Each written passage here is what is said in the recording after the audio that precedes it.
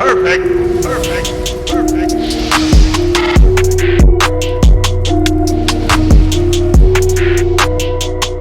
Well, it is official. That is right. Daryl Morey finally inks the paper. The Sixers have a new backup center, reunited with an old coach. We will break it all down. What is going on, everybody? RB here. Welcome on into Philly Take with RB. Be sure to hit the like button, subscribe to the channel, hit the notification bell, and stay up to date with your 24/7 Sixers coverage here on the channel, man.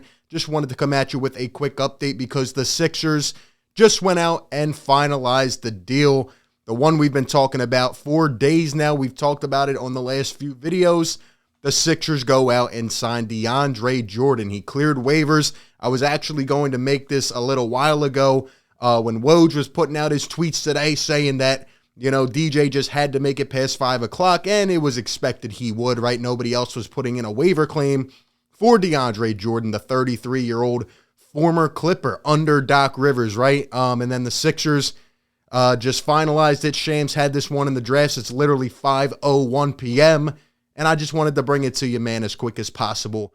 Come at you with my quick thoughts because, like I said, we have talked about this, but the Sixers signed DeAndre Jordan and subsequently waive Willie Cauley-Stein, the guy who was on a 10-day contract for us. It's very interesting. It really is because Willie Cauley-Stein literally played about 3 minutes as a Sixer, right? He got in 2 games. He was in last night's game at the end for literally 1 minute of garbage time.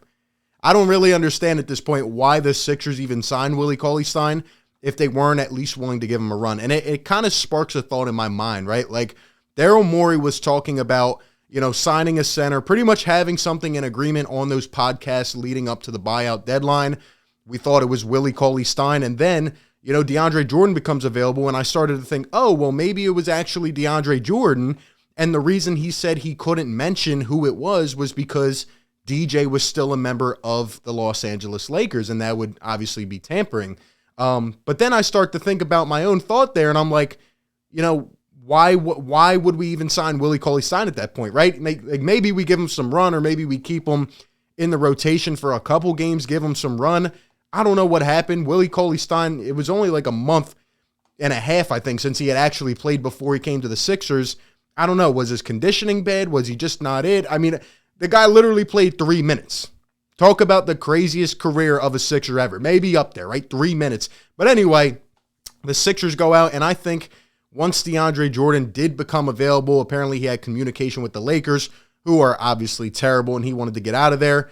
And he said, you know, let me go back with my old coach. Let me go to a contender, and that is what we have here. DeAndre Jordan will be the backup center. I do think he is going to get some immediate run. I think he will get in within the first few games, and Doc is going to try to integrate him and see how he can play, because obviously last night we saw Paul Millsap, and he just can't be a backup center in the playoffs. He's like 6'8", 6'9". He's just not big enough. He's a little bit too slow. So we got to find some options here. We have to make things work, and, you know, we have 20 games left in the regular season to kind of iron this thing out. You know, I wish we could have picked up another shooter, another wing player, something like that, but hopefully our guys will be able to step it up. We you know, sincerely need our depth to be, you know, great role players as we get down here near the end of the season into the playoffs. I'll put up a tweet here that I referenced a couple days ago. And if you're not following me on Twitter, at RBPhillyTake, definitely follow me on there. Pretty much I saw a bunch of Sixers fans overreacting, and they already are overreacting to this once again. A majority of them, honestly, who are like, why are we signing DeAndre Jordan? Why are we doing this, and that? He's not going to fit. He's too old. He's too slow. I understand the takes, okay? But let me just say, like I said here in my tweet, look, the Sixers have gone out and they have signed backup centers since Daryl Morey has come here. Dwight Howard, Andre Drummond, DeAndre Jordan, guys with leadership qualities and experience, right? Guys who, you know, have played a major role on a team before, who used to be one of those guys to be reckoned with. Now, obviously, we know DeAndre Jordan is 33 years old. We know DeAndre Jordan is a shell of himself at this point. He is nothing like he used to be. You know, he used to be a high flyer. He used to be a highlight reel, right? He was a part of that Lob City team. Chris Paul, Blake Griffin, JJ Redick. Like, that team honestly should have contended for a finals. And we know that he is not that same version anymore. He has since bounced around, right? The Mavericks, the Knicks.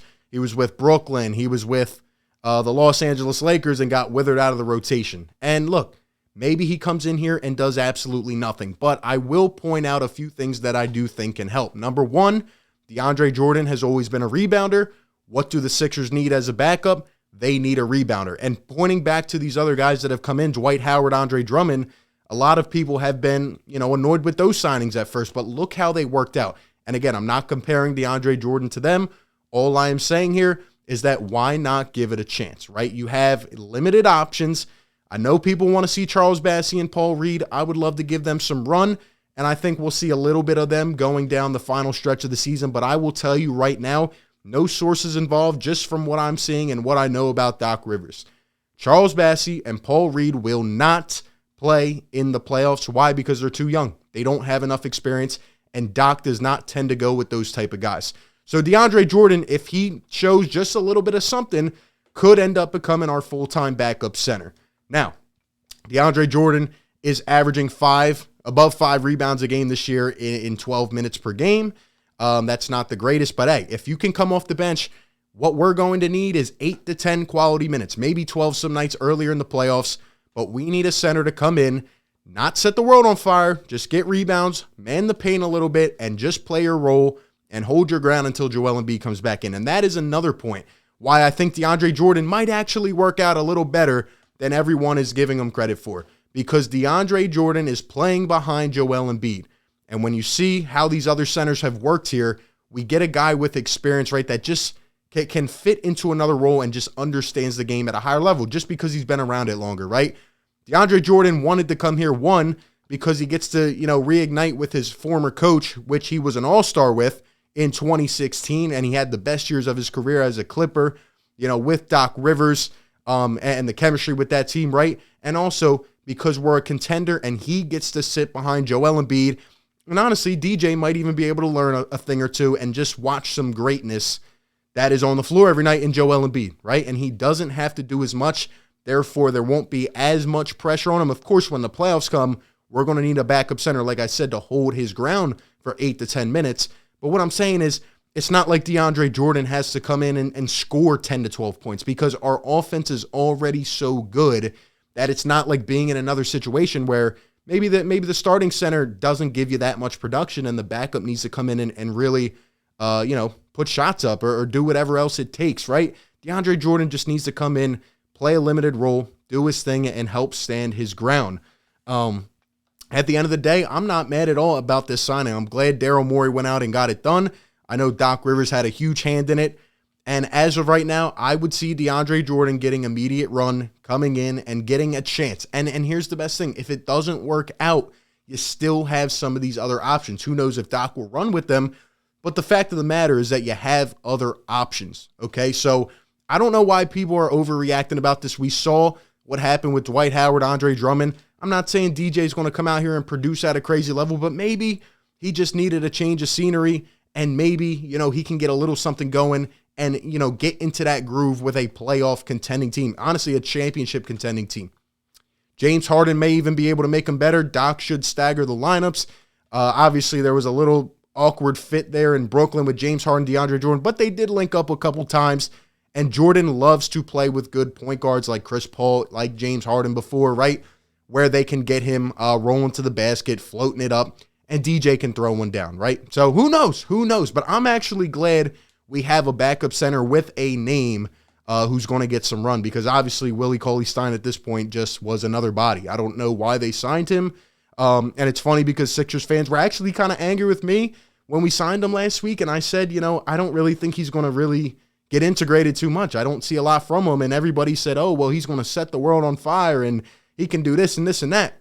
But yet, I don't understand why we're already out on DeAndre Jordan. You know what I mean? He has experience. He's done it at a high level, and he gets to play behind Joel Embiid. So we'll see what happens. I would guarantee you he will be in the game within the first few days here. Probably not this weekend, actually, because he probably, has to get to Philly, get integrated all. But we will see what he has soon, if anything left in the tank. And I'm excited to see how we roll down the final stretch of the season.